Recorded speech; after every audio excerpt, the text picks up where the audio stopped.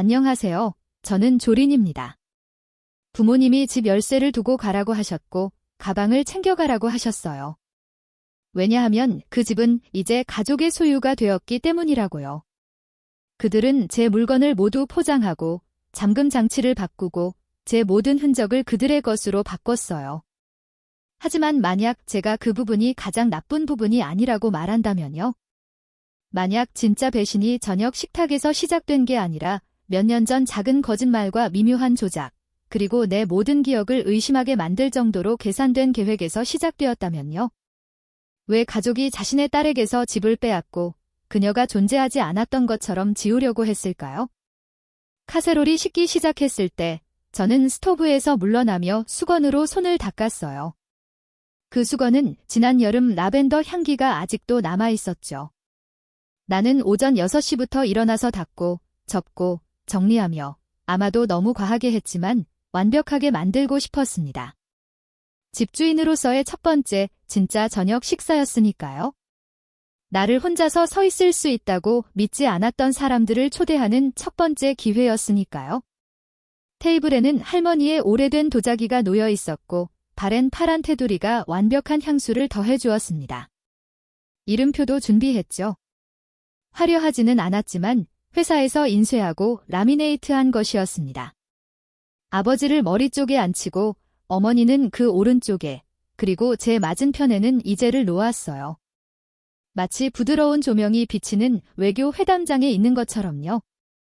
가족이 수동적 공격으로 갈라진 곳이 아니라요. 저는 여전히 믿었어요. 희망했어요. 그들이 들어와서 제가 한 일을 보고, 제가 만든 것을 보고, 진짜로 미소 지으며 잘했어, 조린시라고 말할 거라고요. 아버지가 눈동자에 계산 없이 저를 바라보시고 어머니가 소금통을 다시 배치하지 않는 모습을 상상했어요. 6시 35분이 되자 자갈 위를 굴러가는 타이어 소리가 들렸고 제 배가 뭉클해졌어요. 와인병을 3번째로 조정하고 익숙하지 않은 스커트를 매만졌어요. 그들은 문을 두드렸고 연습한 듯한 미소를 지으며 문을 열었어요. 그게 가짜라서 아니라 이 순간이 잘 되길 간절히 원하기 때문이에요. 음식 냄새가 났어요. 이솔다가 먼저 말했어요. 인사도 없이 들어오며 비싼 스웨이드 부츠를 신은 발이 2번 닦은 바닥에 가벼운 먼지를 남겼어요. 아빠가 따라 들어오며 천장을 스치듯 바라보며 가볍게 고개를 끄덕였어요. 벽의 모서리와 사진들을 마치 임대주택을 평가하는 듯이요. 이 집은, 그가 말했다. 좋은 구조를 가지고 있네. 모두가 소유해야 할 곳처럼 느껴지지 않니? 나는 웃었지만 그게 칭찬인지 확신하지 못했다.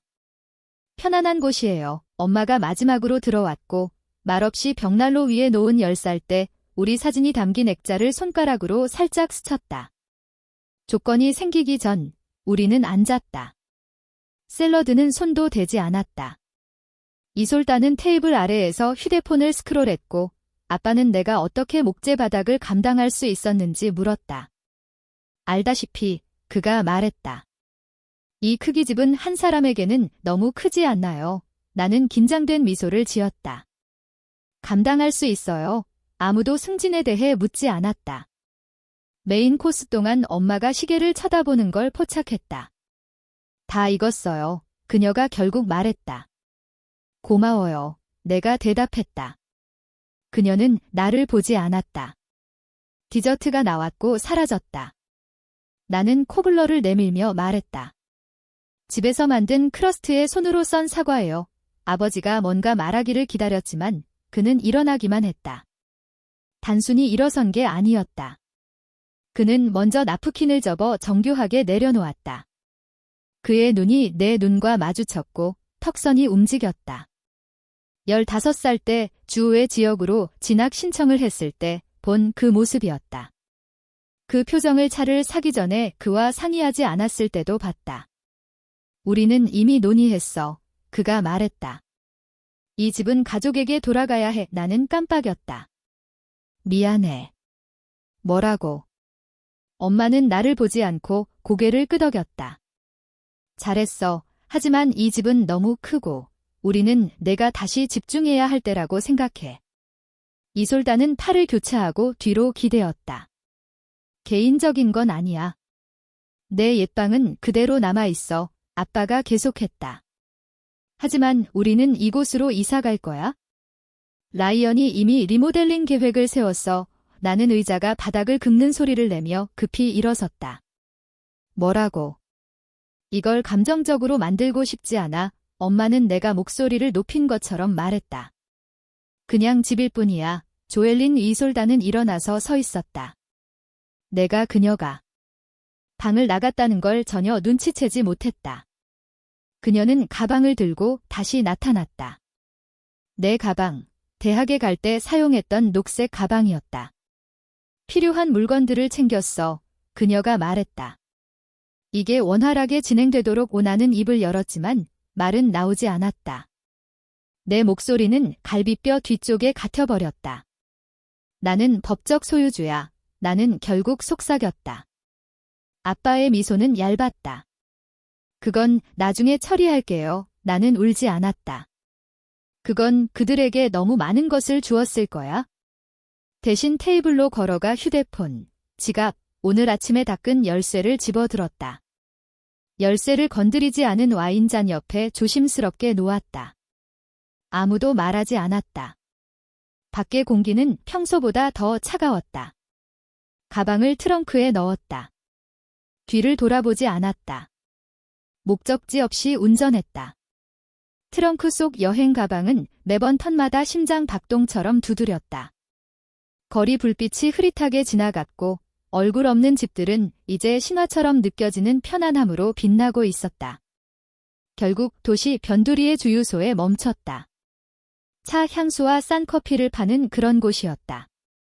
윙윙거리는 천장 불빛 아래 차를 세우고 떨리는 손으로 전화기를 잡았다. 모르는 번호가 울리고 있었고 내 안에 뭔가가 알았다. 이 전화는 과거에서 온 것이 아니었다. 그들이 아직 훔치지 못한 내 미래의 일부에서 온 것이었다. 전화가 울리기 직전에 차 문을 열려고 했다. 전화기가 허벅지에 부딪히며 울렸고 화면에 모르는 번호가 플래시트. 엄지손가락이 전화기를 누르기 직전에 멈췄고 목소리는 낮고 평평했다. 저 졸린입니다. 시프먼시 미드스턴 덱 모기지 부서의 얼렉시스입니다. 일요일 아침에는 너무 밝은 목소리였다. 최근에 계좌에 요청된 변경사항을 확인하기 위해 전화드렸습니다. 배가 뭉클해졌다. 어떤 변경사항인가요? 모기지 계좌에 공동소유주를 추가하고 주요 연락처 정보를 업데이트하는 요청이 있었습니다. 보안 포털을 통해 전송되지 않았고 정보가 일치하지 않아 표시되었습니다. 엔진이 꺼진 채로 스티어링 휠을 한 손으로 움켜쥐고 전면 유리창 쪽으로 몸을 돌렸다. 저는 어떤 변경도 승인하지 않았습니다. 누구와도 접근 권한을 공유하지 않았습니다. 잠시 침묵이 흘렀다. 저희도 그렇게 생각했습니다. 현재 귀하는 단독 법적 소유주로 등록되어 있습니다. 공동 소유주, 대리권, 공유된 정보는 없습니다. 계정을 잠그고 변경 시도를 기록했습니다. 저는 목을 삼켰습니다. 그들이 사용한 이름은 무엇인가요? 버논과 마라 쉰맨입니다. 이름 자체가 충격적 워전트, 그 이름을 듣는 것이 전혀 놀랍지 않았다는 점이었습니다. 전화를 주셔서 감사합니다. 라고 말했습니다. 목소리는 이제 안정되었습니다. 문서류를 보내주시기 바랍니다. 물론입니다. 그리고 시프먼 씨, 죄송합니다. 전화를 끊고 조용히 앉아 있었습니다. 주유소 불빛이 위에서 허밍하며 네온 불빛이 벌레 잡는 기계처럼 윙윙거렸습니다. 울지 않았습니다. 소리치지 않았지만 무언가가 조용히 움직였습니다. 동굴에 핀이 떨어지는 듯한 소리였습니다. 도로로 차를 몰고 나갔습니다. 익숙한 곡선을 지나 동네로 들어갈 때쯤 태양은 구름을 완전히 뚫고 나와 모든 것을 부드러운 금빛으로 물들였습니다. 조롱처럼 느껴지는 빛이었습니다. 드라이브웨이에 접근할 때 속도를 줄였습니다. 열쇠가 맞지 않았습니다. 다시 시도했지만 움직이지 않았습니다. 뒤로 물러서서 위를 바라봤습니다. 커튼이 바뀌었습니다. 제가 사지 않은 화분이 현관에 놓여 있었습니다. 그때 문이 열렸다. 본 적 없는 여자가 서 있었다. 20대 초반쯤으로 보였고 조거 팬츠와 남의 후드티를 입고 있었다. 당신, 조린, 그녀가 물었다. 나는 천천히 고개를 끄덕였다. 이 집은 내 집이에요. 그녀는 무표정하게 고개를 기울였다. 당신이 돌아오지 않을 거라고 들었어요. 나는 누가 말했는지 물었다. 마라와 버논이요? 그들이 내가 불안정하다고 자발적으로 떠났다고 했어. 내 턱이 경직되었지만 반박하지 않았다. 그녀가 예상했을 법한 반응을 보여주고 싶지 않았다. 그녀의 뒤로 복도가 보였다. 내 복도였다. 카페 위 사라졌고 벽에 걸린 사진 액자도 바뀌었다. 내 집이 다른 사람의 옷을 입은 것처럼 보였다. 지금 당장 나가주셔야겠어요. 그녀가 덧붙였다. 말없이 문에서 멀어졌다. 차로 걸어가며 콘크리트에 발 뒤꿈치가 부딪히는 소리가 났다. 각 걸음마다 떨리지 않으려 노력했다. 안전띠를 매는 순간 이웃이 강아지와 함께 지나갔다. 안녕하세요, 조린. 그녀는 아무 일도 없었다는 듯이 말했다. 마치 그녀가 방금 내 인생에서 쫓겨나는 걸 보지 않은 것처럼. 나는 고개만 끄덕였다. 그 이상은 없었다. 차를 몰고 떠나며 차 안의 침묵이 나를 짓누르는 듯 했다. 공기는 두껍게 느껴졌고 현실에서 벗어나 내가 유일하게 결말을 모르는 이야기 속으로 들어간 것 같았다. 나는 집으로 가지 않았다. 갈 수 없었다. 대신 도시를 가로질러 노라의 건물 앞에 차를 세웠다. 그녀는 내 가장 가까운 친구였다. 그리고 솔직히 말하면 조건 없이 내 곁에 남아준 유일한 친구였다. 차에 들어가지 않았다. 그냥 차에 앉아 모든 무게가 젖은 시멘트처럼 어깨에 내려앉는 것을 느꼈다. 무슨 말을 할 수 있었을까? 내 가족이 잠금 장치를 바꾸고 낯선 사람을 고용해 나를 지우며 저녁 식사 중 미소 짓고 있었다고? 어두워진 후에 노라가 여전히 차에 앉아 있는 나를 발견했다. 집을 떠날 때와 같은 침묵에 쌓여 있었다. 그녀는 꾸짖지 않았다. 그냥 승객석 문을 열고 내 옆에 앉았다. 몇 가지 물건을 가져가야 해. 내가 결국 말했다. 예전 내 집에서요. 그녀는 한 번 고개를 끄덕였다. 가자 후 돌아가는 길은 조용했다. 낯선 사람은 사라졌고 현관 불도 꺼져 있었다. 노라는 내가 블라인드 틈으로 들여다보려고 할 때 걸어갔다. 안쪽 거실은 불이 켜져 있었고 누군가 가구를 옮기고 있었다. 벽난로 위에는 액자 속 사진들이 걸려 있었지만 그중 하나도 내 것이 아니었다. 옆집 현관 불이 켜지며 윈드브레이커를 입은 노인 남자가 나왔다. 너, 조엘린. 그는 거리 쪽을 바라보더니 다시 나를 보았다. 그들은 몇 주 동안 계속 드나들었어. 항상 내가 없을 때였지. 내가 말할 일이 아니라고 생각했어? 노라는 내 쪽으로 돌아서며 차가운 강철 같은 목소리로 말했다. 오늘 밤 변호사 만나야 해. 노라는 첫 번째 아파트에서 기억나는 깨진 세라믹 머그에 커피를 부었다. 그녀는 별로 말하지 않았다. 단지 내 앞에 컵을 놓고 테이블 맞은편에 앉았다. 우리 사이의 침묵은 어색하지도 무겁지도 않았다. 단지 내가 채우기를 기다리는 듯 했다. 나는 컵을 응시하며 유약에 난 작은 금을 눈으로 따라갔다. 마치 그 금이 나를 고정시켜줄 것처럼. 그들은 단순히 당신을 내쫓은 게 아니에요. 그녀가 마침내 말했다. 그들은 계획했어. 나는 한 번 고개를 끄덕였다. 이웃이 말하길 그들은 몇 주 동안 드나들었다고 했다. 노라는 손을 모았다. 이건 오해가 아니야, 조엘린. 이건 조직적으로 계획된 거야. 나는 즉시 대답하지 않았다. 가슴이 누군가 벽돌을 층층이 쌓은 것처럼 무거웠다. 차가운 현실이 하나씩 쌓여갔다. 그들은 충동적으로 행동한 게 아니었다. 이건 순간의 분노로 인한 기능 장애가 아니었다. 그들은 계획서를 가지고 있었고 나는 그 속에 그대로 걸어 들어간 거였다. 카세롤까지. 변호사 필요해 라고 말했다.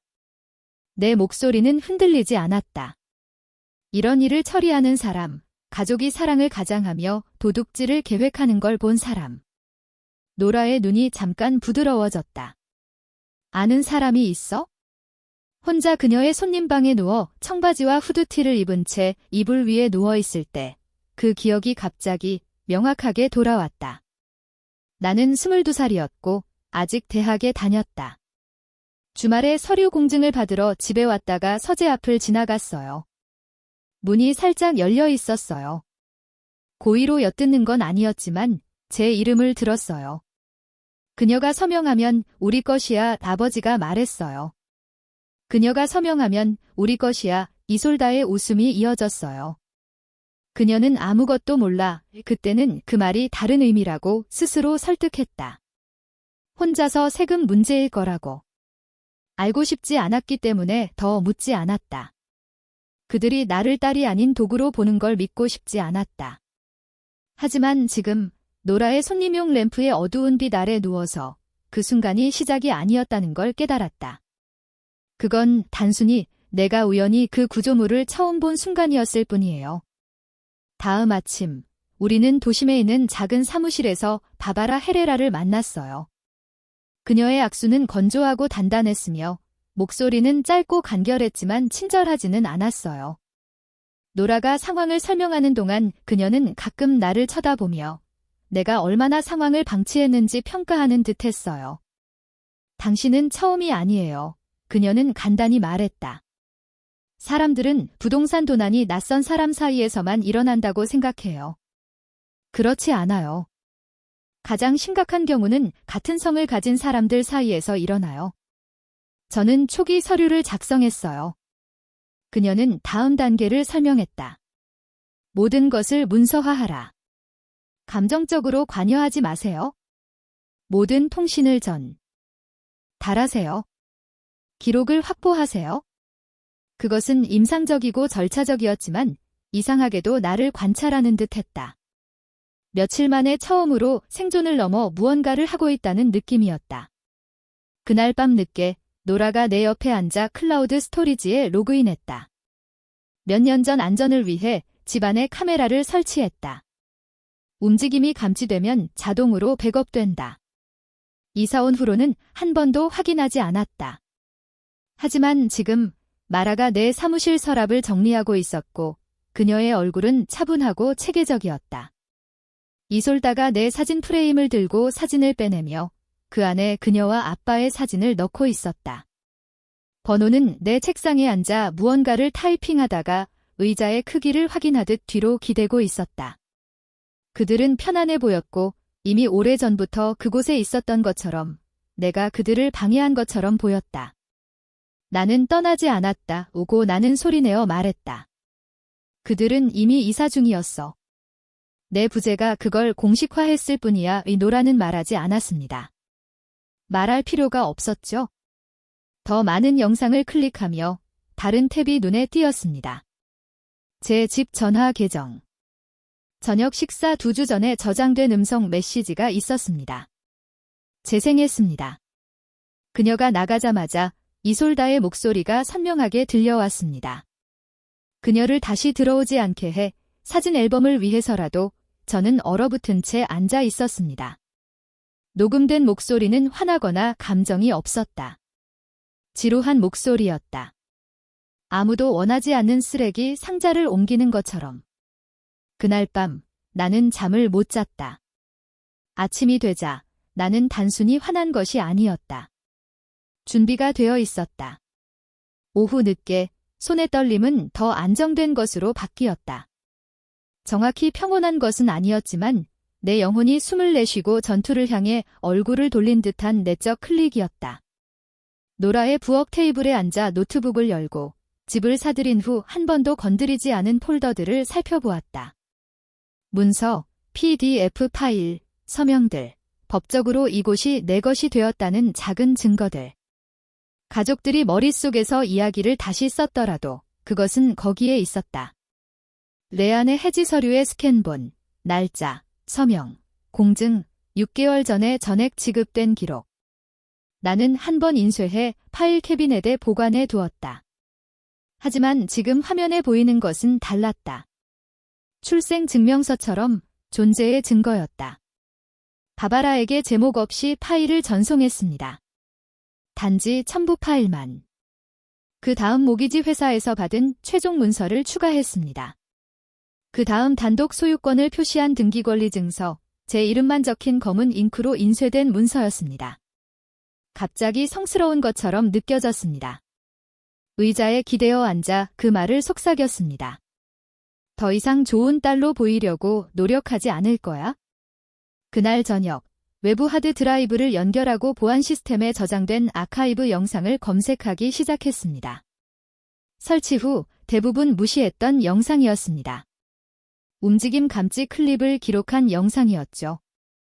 한때 현관 도둑이나 너구리를 잡기 위해 찍은 작은 움직임의 조각들. 대신 말아, 제 어머니가 집 사무실 서랍을 차분히 여는 모습이 찍혀 있었습니다. 뒤지거나 엿보는 것이 아니라 부동산 중개인처럼 저장 공간을 측정하듯 열었다 닫았다 평가하는 모습. 그 다음 이솔다가 거실 선반에 책을 놓는 모습. 제 것이 아닌 그녀의 책이었습니다. 그 다음 버논이 제 책상 앞에 서서 라우터를 뽑아내고 자신의 것으로 교체하는 모습이 보였습니다. 그의 이름이 낡은 검은색 샤프펜으로 마스킹 테이프에 적혀 있었습니다. 그들은 침입자가 아니었습니다. 그들은 제가 증발한 것처럼 들어와 정착하는 정착민들이었습니다. 저는 각 클립을 시간 표시로 이름 짓고 그들이 가져간 것이라는 폴더에 저장했습니다. 그들이 가져갔다. 노트북을 닫을 때 내 손바닥은 땀으로 젖어 있었다. 두려움 때문이 아니라 차가운 분노로 인해 임상적일 정도로 차가웠다. 다음 아침 약한 커피를 마시며 노라에게 말했습니다. 그들이 내 집을 훔쳤어. 그녀는 움찔하지 않고 천천히 고개를 끄덕이며 대답했습니다. 그들은 당신을 과소평가했어. 그들의 실수예요. 그 순간은 화려한 불꽃이 터지지 않았다. 그럴 필요도 없었다. 마침내 입으로 내뱉은 조용한 진실이었다. 그 침묵 속에서 내 안에 무언가가 움직이는 것을 느꼈다. 나는 인정받기를 원하지 않았다. 믿어주기를 기다리지도 않았다. 휴대폰을 들어 카메라를 열었다. 녹화를 시작했다. 렌즈를 똑바로 바라보며 어깨를 펴고 말했다. 제 이름은 조린 쉘프먼입니다. 이것은 내 피를 나눈 사람들이 내게서 빼앗아 간 것의 기록입니다. 이건 동정을 위한 것이 아닙니다. 이건 기록을 위한 것입니다. 그리고 그 파일을 같은 하드 드라이브에 저장했습니다. 그날 오후 늦게 바바라가 중단 및 금지 통지서 초안을 보냈습니다. 8페이지 분량으로 법적 용어로 가득 차 있었지만 제게는 시처럼 들렸습니다. 저는 그걸 인쇄해 노라의 책장 뒤에 등을 기대고 앉아 모든 문장을 소리내어 읽었습니다. 존경하는 시프먼 씨와 부인, 그리고 이즈 올더스트 시프먼 씨, 이 편지의 모든 문장은 그들이 나에 대해 출판하려 했던 이야기의 수정본처럼 읽혔습니다. 귀하는 다음과 같이 통지받습니다. 해당 부동산에 대한 점유, 조작 또는 소유권 주장을 계속하는 경우 편지를 읽은 후 즉시 중단하시기 바랍니다. 편지를 읽은 후 저는 편지를 세로로 3번 접어 봉투에 넣고 직접 봉인했습니다. 제 손이 떨렸습니다. 울지 않았습니다. 그날 밤 저는 꿈도 꾸지 않고 잠들었습니다. 하지만 새벽에 깨어났을 때 전화가 이미 울리고 있었습니다. 화면에 번호니 이름이 떴습니다. 저는 전화를 받지 않고 음성 메시지로 넘겼습니다. 한 분 후 다시 울리자 저는 들었습니다. 당신은 끝낼 수 없는 일을 시작했습니다. 그가 말했습니다. 낮은 목소리로 차분하게. 그리고 처음으로 미소를 지었다. 드디어 내 말이 들렸기 때문이다. 음성 메시지는 내 인박스에서 핀이 반쯤 뽑힌 수류탄처럼 놓여 있었다. 바로 재생하지 않았다. 마시지 않을 커피를 머그에 따르고 노라의 아파트 창가에 서서 말버리 스트리트의 차량이 느리게 움직이는 모습을 지켜보았다.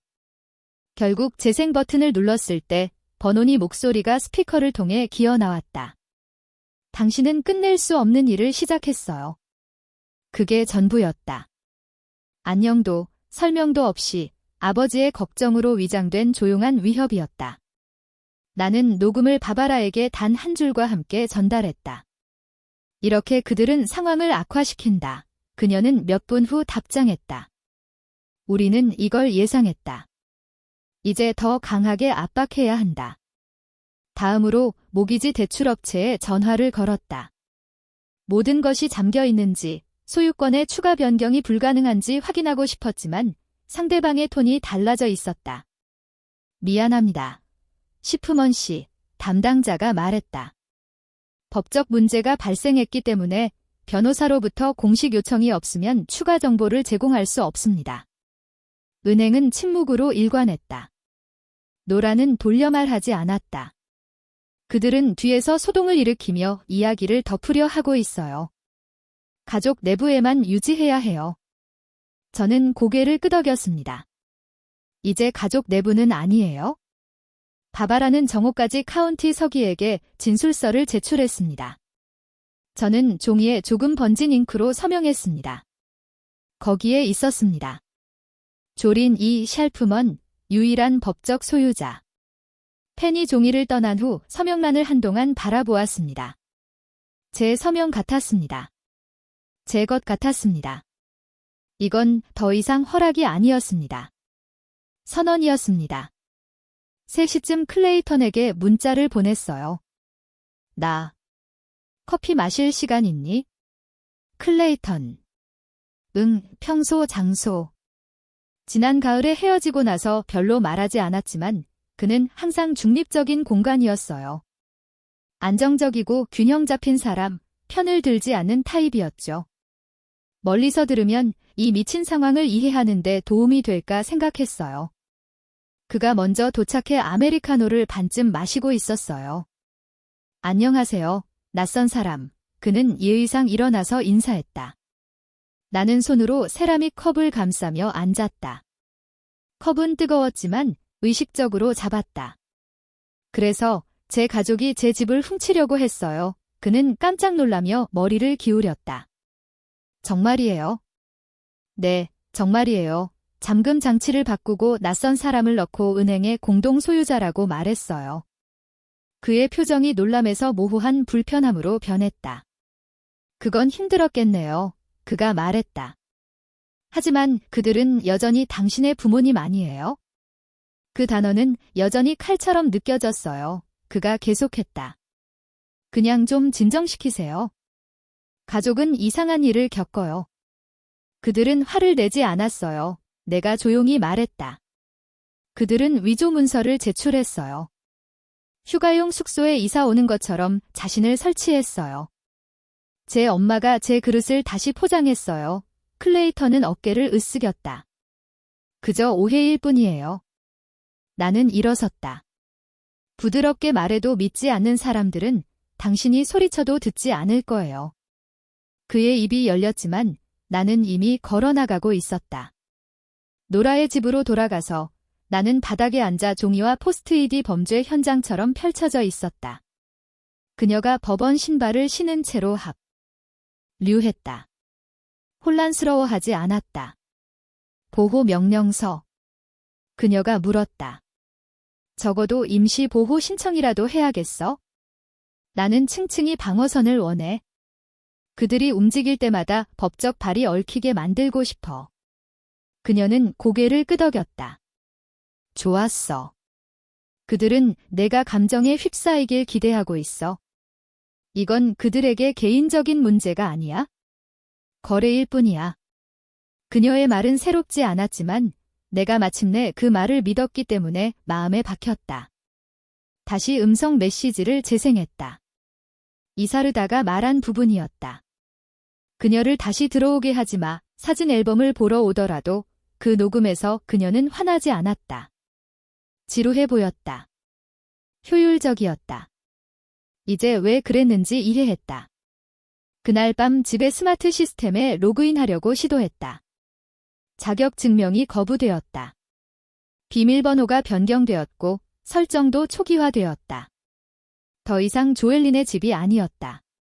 테이트 가족의 집으로 이름이 바뀌었다.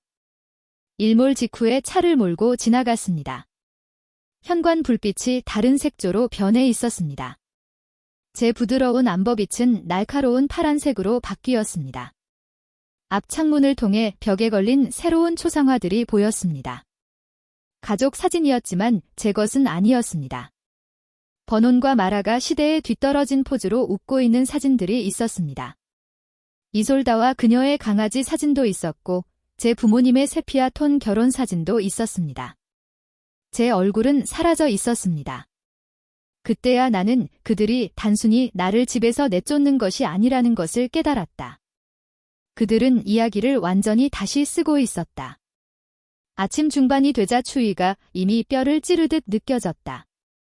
겨울의 정점처럼 날카로운 추위가 아니라 코트 속에 손을 깊이 묻어도 손목 주변에 머무르는 추위였다. 나는 과거 내 집이었던 곳 맞은편에 차를 주차했다. 이제 집이 아닌 목적과 자부심으로 지은 공간이 가족이라고 주장하는 이들에 의해 텅 빈 구조물로 변해버렸습니다. 한 손에는 마닐라 봉투를 들고 있었습니다. 그 안에는 바바라가 최종적으로 작성한 중단 및 철회 통지서와 소유권 증명 서류가 들어 있었습니다. 모든 서류는 인쇄되어 서명과 날짜가 찍혀 있었고 그들이 공증인에게 슬쩍 넘기려고 했던 어떤 서류보다도 깨끗했습니다. 저는 문 앞으로 걸어가지 않았습니다. 저는 서류를 보안관 부관에게 건넸습니다. 그는 짧게 고개를 끄덕이고 길로 올라갔습니다. 저는 인도에 머물렀습니다. 이웃의 정원에서 풍겨오는 소나무 톱밥 냄새가 지나가는 차들의 배기가스의 쓴맛과 섞였습니다. 부관이 문을 두드릴 때 저는 앞 창문을 통해 안을 들여다보았습니다. 그들은 더 멀리 갔습니다. 제 사진들은 사라졌습니다. 제 차 옆에 서서 학위를 들고 있는 제 사진, 제가 스스로 사서 샀던 차의 사진이 사라졌습니다. 화장대 위에 걸어두었던 예술 작품은 일반적인 농장 풍경으로 교체되어 있었다. 캠핑 장비를 보관하던 보관 상자는 낯선 필체로 쓴 테이프 라벨이 붙어 있었다. 그들의 필체였다. 그들은 단순히 나를 내쫓은 것이 아니었다. 나를 지우려고 했다. 떠나려고 돌아섰지만 울타리 뒤 골목에서 무언가를 발견했다. 내 책장 한쪽이 2개의 쓰레기 봉지 옆에 어색하게 세워져 있었다. 더 가까이 다가갔다. 차고 사이의 어두운 공간에서 추위가 더 날카롭게 느껴졌다. 책장은 뒤쪽에 긴 틈이 나 있었고 마치 강하게 떨어진 것처럼 보였다. 쓰레기 봉지 중 하나는 느슨하게 묶여 있었고 바람이 방향을 바꾸자 수년 만에 맡아본 향기가 풍겼다. 라벤더와 장미물, 할머니의 향주머니였다. 그녀는 그걸 수건 사이에 넣어두셨고 장례 후 마지막 몇 개를 물려받았다. 그들은 그것을 버렸다. 휴대폰으로 사진을 찍고 뒤로 물러나 바로 바바라에게 보냈다. 제목, 면도칼의 증거. 오후 초반, 노라와 나는 그녀의 아파트로 돌아왔다. 종이들이 바닥에 펼쳐져 결과의 이불처럼 보였다. 바바라는 스피커폰으로 연결되었다. 나는 다시 소유권 증서를 펼쳐 보이며 상환 증명서, 깨끗한 소유권 이력서를 보여주었다. 이 날짜, 내가 말하며 마가미를 툭툭 쳤다. 이날부터 내 것이 되었다. 공동 서명자도, 공동 채무도, 양도 계약서도 없다. 바바라의 목소리가 선명하게 들려왔다. 좋네요. 이걸 영상과 함께 제출할게요. 저는 고개를 끄덕이며 차분한 목소리로 말했습니다. 소리칠 필요는 없습니다. 서류가 더 큰 소리로 말합니다. 그날 저녁, 우리는 다시 길 건너편에 서 있었습니다. 이번에는 보안관 사무소에서 공식 명령서를 전달했습니다. 법적으로 구속력 있는 퇴거 통지서였습니다. 2명의 경찰관이 문을 두드렸습니다. 한 명은 대문 옆에 서 있었습니다. 번호는 무표정한 얼굴로 문을 열었습니다. 마라는 그 뒤에 서서 팔을 교차시켜 폭풍을 견디는 듯한 자세로 서 있었습니다. 이 집은 항상 가족을 위해 지어졌어요. 번호니 경찰관들에게 말했다. 그녀는 감정적으로 불안정해요. 누구에게나 물어보세요. 그녀는 한 번도 벌을 받은 적이 없어요. 그들은 법과 논쟁하지 않았어요. 그저 법 앞에서 연기했을 뿐이에요. 나는 승객석 창문 뒤에 숨어 있었다. 그들의 대화, 톤, 언어, 오만을 녹화했다. 더 많은 증거가 필요해서가 아니라 그 상황이 실시간으로 펼쳐지는 것을 보는 것이 내 안에 무언가를 단단히 고정시켰기 때문이었다. 그들이 말할수록 그들은 자신을 드러냈다. 그날 밤, 노라와 내가 상황을 정리한 후, 바바라가 그날의 업데이트를 기록한 후, 내가 마침내 소파에 주저앉아 천장을 바라보며 침묵에 잠긴 후, 내 전화기가 다시 진동했다. 발신자 표시가 없었다. 나는 화면을 쳐다보며 음성 메시지 아이콘이 나타날 때까지 기다렸다. 재생 버튼을 눌렀다. 너가 이겼다고 생각하나? 낮은 목소리, 낯선 남성의 목소리였지만 그 목소리가 어디서 왔는지 알 수 있었다. 너희가 우리가 할 수 있는 걸 아직 모르지? 이름도 위협도 없었지만 숨결에 독이 묻어 있었다. 전화를 내려놓고 다시 집어들어 바바라에게 전달했다. 다음 아침, 노라가 문자로 나를 깨웠다. 노라, 신용보고서를 지금 확인해. 알림은 해가 뜨기 전에 왔습니다. 노라의 텍스트는 화면에 5단어만 표시되었습니다. 신용보고서를 확인해. 파자마 차림으로 그녀의 부엌 테이블에 앉아 노트북 브라우저를 열었습니다. 비밀번호를 기억하기 위해 2번이나 로그인해야 했습니다. 페이지가 로드되자마자 눈이 화면을 스캔하기도 전에 배가 차가워지는 것을 느꼈습니다. 2개의 새로운 조회 기록이 있었습니다. 하나는 10년 동안 한 번도 가지 않은 백화점으로부터, 다른 하나는 신청한 적 없는 신용카드 회사로부터였습니다. 2 신청 모두 부모님의 집과 연결된 IP 주소에서 제출되었습니다. 이름은 제 것이었지만 주소는 아니었습니다. 화면을 한동안 쳐다보더니 말했습니다. 내 이름을 쓰고 있어요. 그들은 집을 포기하지 않았어요. 내 인생 전체를 노리고 있어요. 노라가 어깨 너머로 읽어보며 말했다. 이건 감정적인 문제가 아니에요. 금융 사기예요. 나는 조용히 고개를 끄덕이며 분노를 삼켰다. 이건 함정이야. 그리고 그들은 몇 년 전부터 준비해왔어. 그날 아침 늦게 나는 보관해두었지만 삭제하지 않은 옛 이메일들을 뒤졌다. 거기에 있었다. 2년 전 마라와의 대화였다. 그녀는 회계사에게 내 사회보장번호를 요청했었다. 또 다른 스레드에서는 번호니 W2사본을 요청했습니다. 제가 제출하기 전에 확인해 주겠다고 했죠? 저는 모두 보냈습니다. 그때는 순종적인 태도가 신뢰를 얻을 수 있을 거라고 믿었기 때문입니다. 노라와 저는 정오 직전에 바바라와 시내에서 만났습니다. 그녀의 사무실은 평소보다 따뜻했고 덜 무균실 같고 더 집중된 분위기였습니다. 세 사람이 앉자 저는 노트북을 테이블 위로 밀어주었습니다. 신분 도용으로 넘어갔어요. 다음에 어떻게 해야 하나요? 바바라는 눈도 깜빡이지 않았습니다. 빨리 신청해야 해요. 그녀는 긴급 보호 명령 신청서를 작성하기 시작했습니다. 집뿐 아니라 이제 재정적 조작 시도까지 언급했습니다. 저는 모든 문서, 모든 이메일, 가족의 충성심으로 착각했던 모든 어리석은 클릭을 넘겨주었습니다. 당신은 더 이상 피해자가 아니에요. 노라가 부드럽게 말했습니다. 당신은 소송 당사자예요.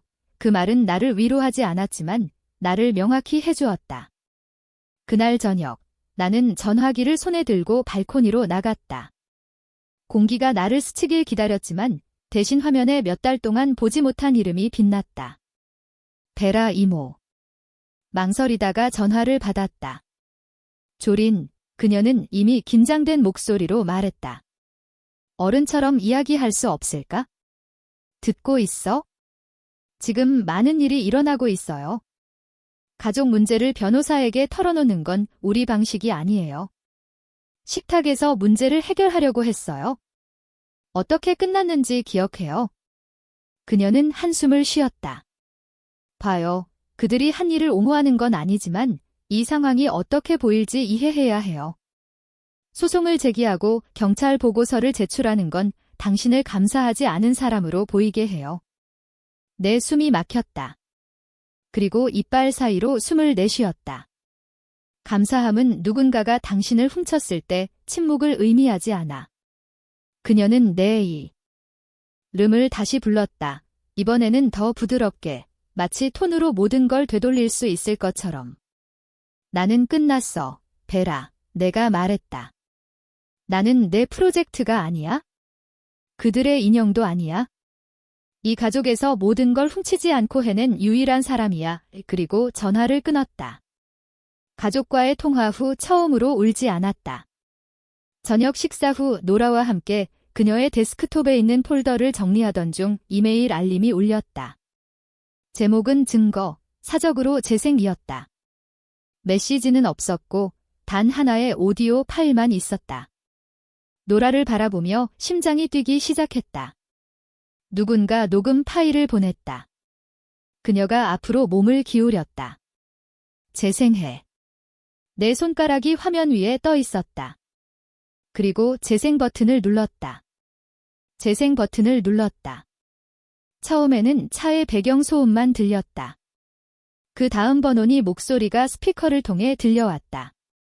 우리는 열쇠부터 시작해. 그는 하드웨어 가게에서 뭘 사올지 논의하는 것처럼 말했다. 그녀가 나가면 잠금 장치를 바꾸고 천천히 모든 것을 옮겨. 그녀는 반발할 거지만 가족 문제처럼 보이면 법정에서 통하지 않을 거야. 이솔다가 웃었다. 그녀는 먼저 울고 변호사를 부를 거야. 그때쯤이면 그가 대답했다. 이야기는 우리 쪽이야. 나는 움직이지 않았다. 노라는 테이블 건너편에 얼어붙은 채, 눈은 크게 뜨고 입은 살짝 벌린 채였다. 오디오 파일은 또 한 분간 재생되었다. WI 파일을 교체하는 시점, 공과금을 누가 관리할지, 심지어 내 개인 물품을 어떻게 재배분할지까지. 그 어떤 것도 감정이 없었다. 아버지와 딸의 대화처럼 들리지 않았다. 전략 회의였다. 녹음이 끝나자 나는 그것을 세 곳의 다른 위치에 저장했다. 우리는 즉시 바바라에게 보냈다. 1시간도 안 되어 우리는 법원 회의실에 앉아 있었다. 모든 서류는 인쇄되어 라벨이 붙고 정리되어 있었다. 바바라는 판사 비서에게 USB 드라이브와 서명한 긴급 신청서를 건넸다. 판사는 2시간 이내에 검토를 마쳤고 공식 검토 신문은 다음 주에 예정되었다. 그 건물을 나설 때 나는 승리의 감정을 느끼지 못했다. 대신 공허했지만 날카로운 느낌이었다.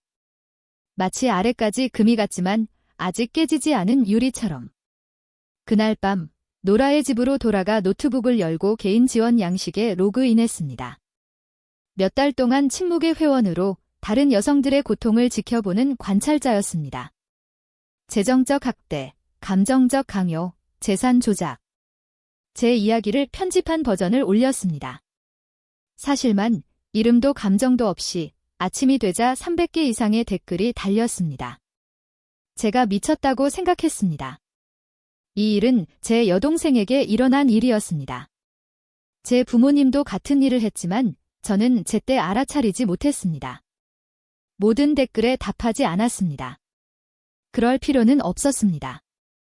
제가 첫 번째나 유일한 피해자가 아니라는 사실만으로도 가슴에 산소가 조금이나마 들어오는 것 같았습니다. 그날 오후 늦게 덴버의 한 기자로부터 개인 메시지가 왔습니다. 안녕하세요, 조엘린. 포럼에서 귀하의 글을 봤습니다. 가족 내 금융사기에 대한 시리즈를 준비 중입니다. 비공식적으로라도 인터뷰에 응해주시겠어요? 답장은 안 했지만 메시지도 지우지 않았어요. 점심과 일몰 사이 어딘가에서 파문이 그들에게도 닿았어요. 번호는 옛 사업 파트너로부터 전화를 받았어요. 바바라가 말하길 그가 완전히 당황한 모습이었다고요. 그 남자가 물었어요. 부동산 사기 관련 게시물에 나온 그 딸이 당신 딸이에요. 그는 대답하지 않았어요. 통화를 마쳤습니다. 마라가 나중에 문자를 보냈습니다. 한 단어뿐이었습니다. 왜? 화면을 쳐다보더니 답장 없이 잠갔습니다. 이솔다가 몇 달 동안 자랑하던 여성 리더십 컨퍼런스의 연사 목록에서 제외되었다는 걸 알게 되었습니다. 이메일은 돌고 돌았고 누군가 익명으로 저에게 전달했습니다. 가족 재산 도난 사건과 연관된 법적 소송에 연루된 것이 이사회에 좋지 않게 여겨졌나 봅니다.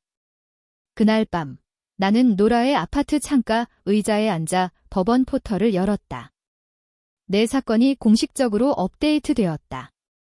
내 이름, 문서, 예정된 재판 날짜. 3번 읽은 후 뼈에 스며들도록 기다렸다가 노트북을 닫았다. 이건 내 거야 라고 소리쳐 말했다. 사건이 아니라 그 이야기다. 그 다음 아침 법원 건물은 다르게 보였다. 같은 돌벽, 같은 기둥, 같은 무균실 같은 벤치가 있었지만 그 문을 통과하는 여성은 더 이상 같은 사람이 아니었습니다. 바바라는 팔 아래에 2개의 마닐라 폴더를 끼고 앞 계단에서 나를 맞이했습니다. 깔끔하게 다린 블레이저가 공기를 자를 듯 날카로웠습니다. 노라는 말없이 뒤따라왔고 야은 노트패드를 움켜쥐고 있었습니다. 그녀는 존재감, 균형, 그리고 그들이 나에게 그건 내 상상일 뿐이야 라고 말한 모든 순간의 기억을 위해 거기에 있었습니다. 우리는 보안검사를 통과하고 법정 밖에서 기다렸다. 나는 손바닥을 서로 맞대며 마음을 진정시켰다. 오늘은 떨리지 않았다. 두려움이 없었다. 준비가 되어 있었다. 그들이 말하게 두세요. 노라가 속삭였다. 그들이 자신의 입으로 말하게 두세요. 안으로 들어가자 방은 내가 인턴 시절 기억보다 더 차가웠다. 번호는 예상과 달리 덜 정돈된 더 연기 같은 정장 차림으로 변호인석에 앉아 있었다. 말하는 그의 옆에 앉아 있었고 눈은 판사와 바닥 사이를 오가며 움직였다. 이솔다는 반대편에 앉아 다리를 꼬고 턱을 꽉 다물고 있었다. 법원 직원이 사건을 호명했다. 바바라가 먼저 발언을 시작했다. 그녀는 시간을 낭비하지 않고 시간 순서, 문서, 번호과 알다가 인수합병을 논의하는 음성 녹음 파일을 차례로 제시했다. 그 다음 판사가 번온에게 발언을 요청했다. 그는 그곳에 속한 사람처럼 이곳이 단순히 또 다른 회의실인 것처럼 서 있었다. 우리는 딸을 수년간 지원해왔습니다. 그는 말문을 열었다. 이건 오해입니다. 우리는 가족 자산을 보호하려 했습니다. 바바라는 예의 바르게 하지만 단호하게 그를 가로막았다. 시프먼 씨, 미드웨스턴 은행의 허위 소유권 주장을 제출한 것을 부인하시나요? 범죄 의도는 전혀 없습니다. 그는 반박했다. 만약 그녀가 단지 들어만 주었다면 이 모든 일은 일어나지 않았을 것입니다. 그의 목소리가 마지막 부분에서 살짝 갈라졌고 판사가 안경 위를 살짝 쳐다보았다. 그 다음은 올드의 차례였다. 그녀는 스카프를 조정하며 저는 단지 부모님을 도와 재산을 정리했을 뿐입니다. 그곳은 항상 가족을 위해 마련된 곳이었습니다. 조엘리는 손님을 접대하는 걸 좋아하지도 않았고 그 사무실을 사용하지도 않았습니다. 바바라는 단 한 장의 인쇄물을 들어 올렸다. 이솔다의 사진이었고 내 이름이 적힌 폴더를 꺼내어 옆면에 이니셜이 적힌 상자에 넣었다. 판사가 앞으로 몸을 기울였다. 당신은 그 공간이 당신의 것이라고 믿었나요? 올드의 눈이 흔들렸다. 그것은 공유된 책임처럼 느껴졌다. 당신은 등기서에 이름이 없어요. 판사가 말했다. 그렇죠. 이솔다는 대답하지 않았다. 마침내 내 차례가 왔다. 나는 천천히 증인석으로 걸어가서 선서를 하고 앉아 말했다. 집에서 쫓겨난 여성으로서가 아니라 그 집을 지은 사람으로서. 그 집을 혼자 샀습니다. 모기지 상환금을 모두 혼자 냈습니다. 제 아버지와 여동생은 허락 없이 제 집에 들어왔습니다. 제가 일하는 동안 제 어머니는 제 물건을 포장했습니다. 제가 그걸 묻자 그들은 저를 불안정하다고 부르며 무시했습니다. 저는 잠시 멈췄습니다. 침묵이 그 역할을 하도록 했습니다. 그들은 단순히 집을 빼앗으려 한 것이 아니었습니다. 그 집을 지은 여성을 지우려 했습니다. 드라마도 눈물도 없이 단지 진실뿐이었습니다.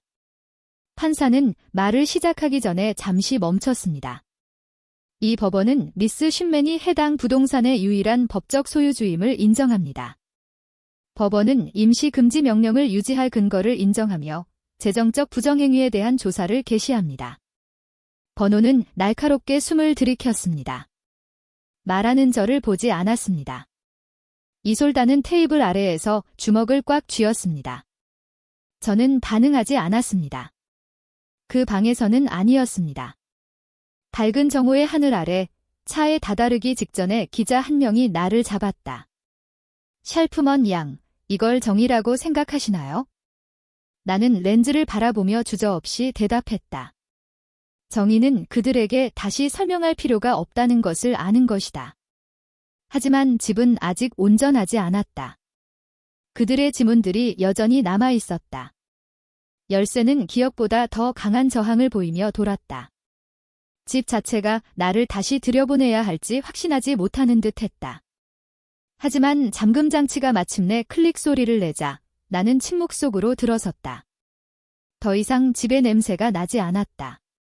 예전에 좋아하던 유칼립투스의 희미한 향기는 인공적인 것으로 대체되어 있었다. 마라가 좋아하던 라벤더 향초였다. 커튼도 달라졌다. 내가 직접 접어 만든 크림색 대신 먼지 쌓인 파란색으로 더 딱딱해졌다. 심지어 바닥도 더 조용해 보였다. 새로운 발자국에 익숙해진 것처럼. 문 옆에 가방을 내려놓고 오랫동안 서 있었다. 그러다 서랍 하나씩 열어보기 시작했다. 거실 책장에는 읽지 않은 잡지들이 있었다. 내가 사지 않은 화분이 가장 좋아하는 도자기 사진 대신 놓여 있었다. 모든 것을 모아 상자에 넣으며 그들의 상자라고 라벨을 붙였다. 원한 때문이 아니라 명확함 때문이었다. 열 때마다 그들이 여기 있었고 이 공간을 무심코 지나갔다는 걸 상기시켰다. 하지만 이제 그들은 없고 나는 있었다. 주방의 은식기 트레이 뒤에 숨겨진 것을 발견했다. 마라의 필체로 내 이름이 적힌 크림색 봉투였다. 안에는 단 한 장의 메모가 있었다. 언젠가 이해할 거야? 그게 첫 번째 문장이었다. 가족의 결정은 복잡합니다. 당신은 항상 고집이 세었지만 우리는 좋은 의도였어요. 이건 중요한 것을 지키기 위한 것이었어요. 언젠가 이해할 거예요. 사과도 후회도 없었습니다. 저는 뒤로 나가 금속 화덕 덮개를 잡고 성냥으로 종이의 모서리를 불태웠습니다. 불꽃은 그녀의 글자 사이를 휘감으며 마치 그걸 기다리고 있었던 것처럼 타올랐습니다. 제가 늦은 오후 하늘로 떠다니며 사라졌습니다. 나는 아무것도 남지 않을 때까지 지켜봤다. 작은 금속 그릴만 남아 조용히 따뜻했다. 나는 아무에게도 말하지 않고 말했다. 완전히 이해해요. 그 주말 나는 노라를 한 번 불러낸 이웃의 문을 두드렸다. 카바나우 부인이 평소처럼 카디건과 양모 슬리퍼를 신고 놀란 표정으로 문을 열었다. 쿠키를 가져왔어요. 라고 말하며 알루미늄 포일로 감싼 트레이를 내밀었다. 그리고 아마도 감사하다고 말하고 싶었을 뿐이에요. 그녀는 주저하지 않고 나를 안으로 초대했다. 그녀의 집은 시나몬과 오래된 카페투 냄새가 났다. 우리는 부엌 테이블에 앉아 약한 차를 마시며 거의 1시간을 보냈다. 그녀는 그들이 항상 뭔가 이상하다고 의심해왔다고 말했다. 마라와 번호는 마치 그 재산이 이미 그들의 것이었던 것처럼 행동했다고. 우리는 중간에 끼고 싶지 않았다고 그녀는 부드럽게 말했다. 하지만 당신이 나서줘서 기뻐요. 나는 가슴에 이상한 새로운 느낌이 자라나는 것을 느끼며 잔디밭을 가로질러 걸어갔다. 가족이 아닌 이웃, 그 장소에 속해 있다는 느낌이었다. 월요일 아침, 바바라가 전화했다. 주 정부 금융범죄수사팀이 수사를 진행 중이에요. 위조된 신청서를 발견했어요. 만약 아버지와 직접 연결된다면 공식적인 기소가 될 수 있어요. 나는 고개를 끄덕이며 발가벗은 발로 거실을 왔다 갔다 했다. 복수를 원하지 않아요. 라고 그녀에게 말했다. 그저 기록되길 원해요. 진실의 시간 표시가 되길 원해요. 그 주, 나는 추수감사절을 위해 집을 장식했다. 계단 난간에 간단한 화환을 걸고 현관문에 새 화환을 걸었다. 사진도 걸었다. 혈연이 아닌 노라, 카바나우 부인. 그날 오후 바바라와 함께 법원 주차장에서 미소 짓는 사진도 있었다. 각 사진은 조용한 수정이었다. 집은 다시 따뜻해지기 시작했어요. 열기가 아니라 선물 때문이었죠. 수요일 저녁 어스름이 내리기 직전 현관에서 뭔가를 발견했어요. 마닐라 봉투에 반송 주소가 없었어요. 안에는 사진이 들어 있었어요. 제가 10살 때의 어린 시절 방이었지만 이번에는 침대에 두꺼운 잉크로 빨간 X자가 그려져 있었어요. 그 자리에 서서 사진의 모서리를 손가락으로 살짝 스쳤어요. 무서운 느낌은 없었어요. 저는 지쳐 있었습니다. 하지만 이번에는 도망가지 않을 것입니다. 봉투는 전날 거기에 놓은 그대로 콘솔 테이블 위에 놓여 있었습니다. 그날 이후로 한 번도 만지지 않았습니다. 그 봉투의 존재 자체, 제 옛방에 빨간 X가 표시된 것만으로도 어떤 위협보다 더 많은 것을 말해주고 있었습니다. 나는 그 봉투를 들고 역으로 걸어가며 사진을 제출하고 그 사진이 무엇을 의미하는지 설명했다. 경찰관은 고개를 끄덕이며 타이핑하고 기록했지만 발신자가 명확하지 않고 직접적인 위협도 없었기 때문에 할 수 있는 일이 없었다. 상징적인 것일 수도 있다고 그는 부드럽게 말했다. 알아요. 라고 나는 대답했다. 그래서 더 나쁜 거죠. 그 주 후반, 현관 난간에 흰색 전구를 걸고 있을 때 이솔다가 나타났습니다. 경고도, 문자도 없이 차가 멈추고 엔진이 아직 따뜻할 때 그녀가 내렸습니다. 그녀는 아무것도 가져오지 않았습니다. 선물도, 화해의 선물도 아니었습니다. 그녀는 가방을 움켜쥐고 서 있었고 그 가방에 내가 보고 싶은 그녀의 모습이 들어있을 것처럼 보였습니다. 근처에 있었어. 그녀가 말했습니다. 저는 대답하지 않았습니다. 말할 수 있을 줄 알았어. 나는 그녀의 시선을 잠시 맞추다가 그녀가 지나갈 수 있도록 살짝 옆으로 물러섰다. 그녀는 천천히 들어와 벽을 둘러보. 아따. 그녀의 눈은 새로운 사진들이 걸린 곳에 멈췄다. 나와 노라가 법원에서 찍은 사진. 감사절에 카바나흐 부인과 함께 찍은 폴라로이드 사진. 그녀는 소파 가장자리에 앉아 손을 모았다. 여기 조용하네요. 대부분의 평화는 그렇죠. 그녀는 망설였다. 일이 이렇게 된 걸 자랑스러워하지 않아요. 우리는 아무도 법적 문제로 번질 거라고 예상하지 않았어요. 나는 그녀 맞은편에 앉았다. 당신은 나를 위해 여기 온 게 아니에요? 당신은 이야기를 통제하기 위해 더 퍼지기 전에 부드럽게 만들기 위해 여기 온 거죠. 그녀의 입술이 떨렸다. 그게 내가 신경 쓰는 전부라고 생각해요? 아니요. 나는 당신이 더 나은 딸로 보이기 위해 신경 쓰는 걸 알아요. 그녀가 숨을 내쉬었다. 아마도 나는 질투했을 거예요. 아마도 나는 당신이 그 집을 받을 자격이 없다고 생각했을 거예요. 그게 바로 이야. 내가 조용히 말했다. 그녀는 시선을 돌렸다. 그게 내가 이만큼까지 가고 싶었다는 뜻은 아니야? 하지만 그렇게 됐고 너는 그걸 방치했어. 그녀는 입을 열었다가 다시 닫았다. 내가 앞으로 몸을 기울였다. 내가 살아남았다고 해서 내 역할을 다시 쓰려고 하는 건 아니야? 그날 밤 크리스마스 카드가 우편함으로 미끄러져 들어왔다. 크림색 봉투에 발신자 주소는 없었지만 필체는 분명했다. 마라의 안에는 일반적인 겨울 풍경이 그려져 있었고 그 아래 깔끔한 필체로 전마로부터의 명확함과 평화를 기원합니다라고 쓰여 있었다. 안에는 인쇄된 인용문이 들어 있었다. 용서는 그 꽃을 밟은 발에 남는 보랏꽃의 향기입니다. 아니, 미안해. 소유권은 없어. 나는 답하지 않았다. 분노나 원망 때문이 아니라 용서는 항상 재결합을 요구하지 않기 때문이다. 며칠 후 노라와 나는 도심 근처의 크리스마스 시장에서 산책했다.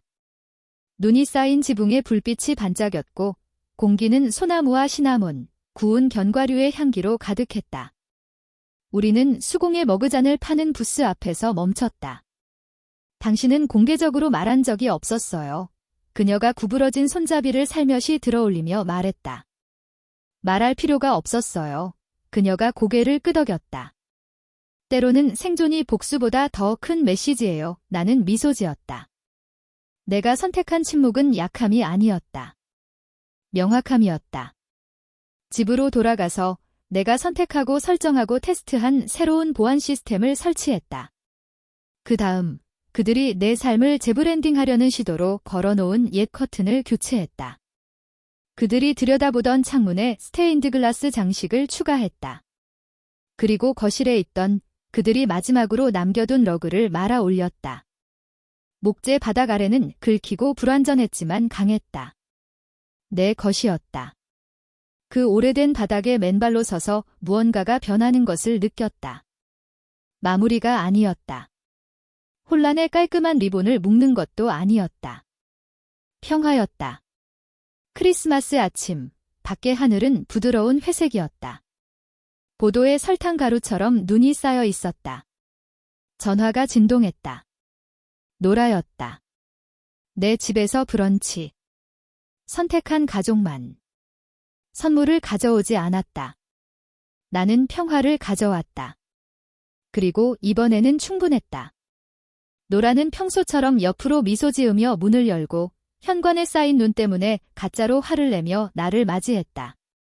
나는 주방 서랍에서 찾은 리본으로 감싼 겨울 식물과 소나무 열매로 만든 작은 꽃다발을 그녀에게 건넸. 선물 없어요. 그녀가 농담처럼 말했다. 평화를 가져왔어요. 내가 말했다. 그리고 이제 그런 건 안 싸요. 안으로 들어서자 그녀의 집은 적절한 소음으로 가득 차 있었다.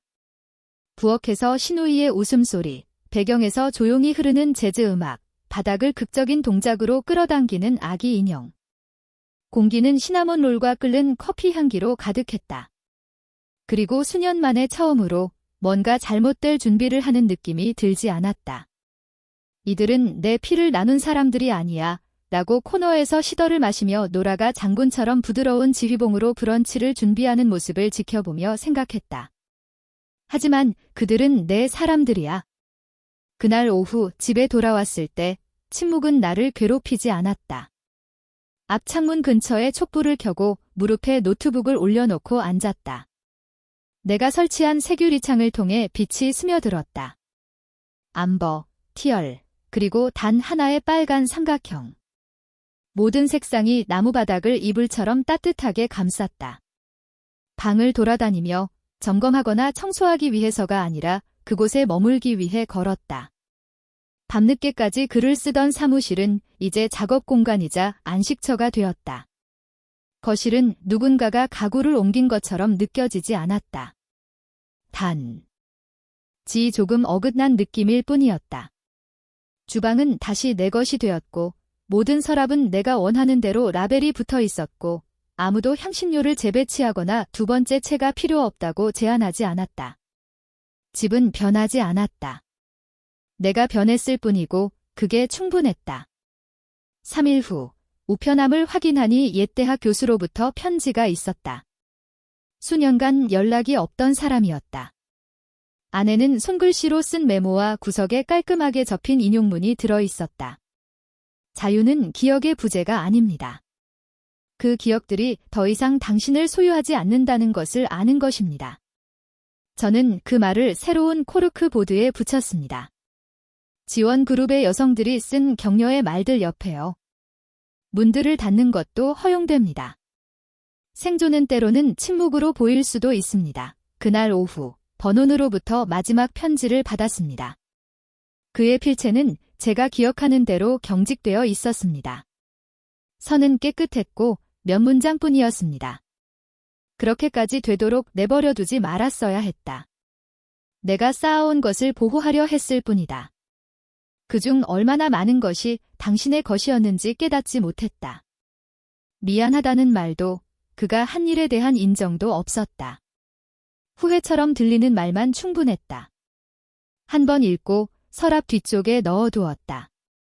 모든 문이 닫혀야 하는 건 아니지만 일부는 다시 열 필요가 없다.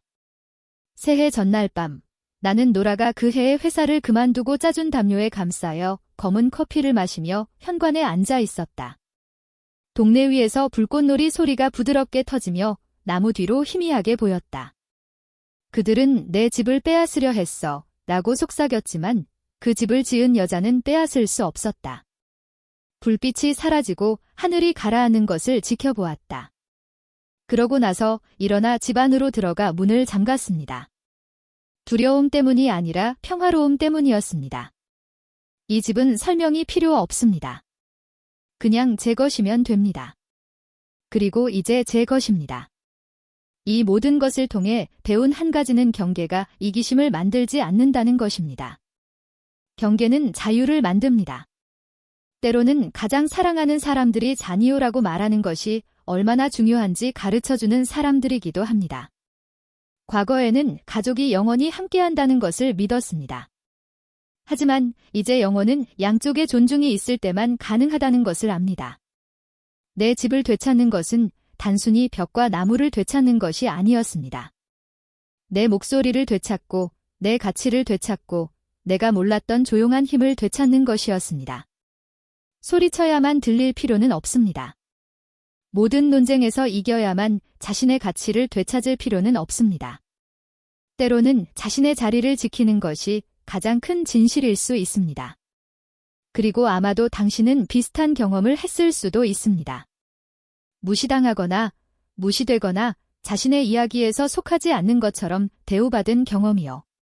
만약 그렇다면 이 이야기가 당신에게 선을 그어 재건하는 것이 결코 늦지 않았다는 것을 상기시켜 주길 바랍니다.